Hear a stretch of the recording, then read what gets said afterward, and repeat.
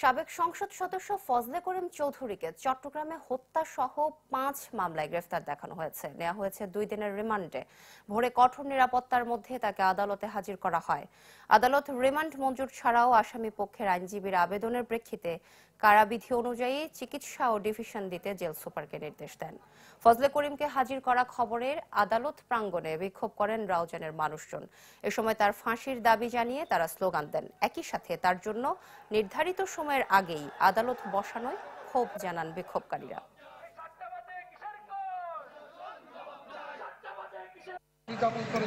উনার পাশে চাই, যতক্ষণ পর্যন্ত পাশে না হবে ততক্ষণ পর্যন্ত চট্টগ্রাম কলঙ্ক মুক্ত হবে না।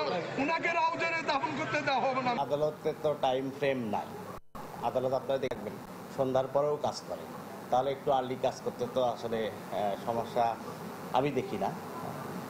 আর বেসিক্যালি একটু নিরাপত্তার কথাটা ভেবেই আমরা একটু সকালে ব্যবস্থা করেছি।